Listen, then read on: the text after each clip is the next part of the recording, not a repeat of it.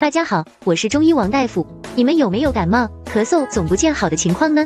最近我就接诊了这么一位患者，他跟我说啊，自己不小心受凉后就开始咳嗽、流清水、鼻涕，特别是到了晚上，咳嗽的更是厉害，这都睡不好，然后经常感觉前额发胀，鼻子里呼出的气都是热的，睡醒以后喉咙还干得不行，他自己也估摸不清楚这到底是怎么回事，这才特意来找我咨询。但我让他伸出舌头一看啊，立刻发现了矛盾的关键。你看啊，患者他的舌苔厚密，颜色也是冷白的，这一看就知道体内的痰湿是比较重的。同时他的舌根，也就是肾脏反射区这里，舌苔是最厚密的，这说明了啥呢？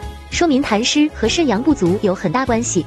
没有了阳气的温煦，人就处在火力不足的状态，不能蒸腾气化水液，容易导致体内堆积寒湿。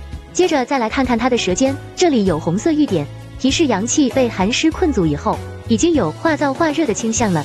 再结合睡醒咽喉干燥的症状，说明虚火已经上浮，灼伤了负责滋润咽喉的津液。总结一下啊，这位患者就是肾阳不足，寒湿郁热了。这种情况呢，其实是比较常见的。对此，如果只用温燥药，如干姜、桂枝等药材来散寒祛湿，容易加重咽喉干燥的症状。要是只用滋阴药，像麦冬、玉竹之类的，又会助长痰湿，导致咳嗽更加严重。该怎么办呢？正确的调理思路应该是温阳化湿与滋阴润燥的方法并用，这样才能治标也治本。而针对这位患者的情况，个人建议可以参考用小青龙汤为基础方进行加减。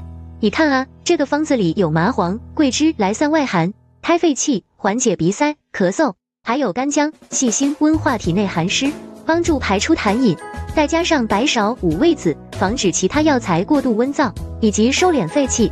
然后呢，我们再搭配上沙参、玉竹、麦冬等药物补充津液，既缓解了干燥热气，还不会助长湿气。咱们的中医啊，强调的就是因人制宜，每个人的体质都不一样，大家都需要精准辩证，才能找到最适合自己的调理方法，千万不能随意用药。好了，今天的分享就到这里了，我是中医王大夫，我们下期再见。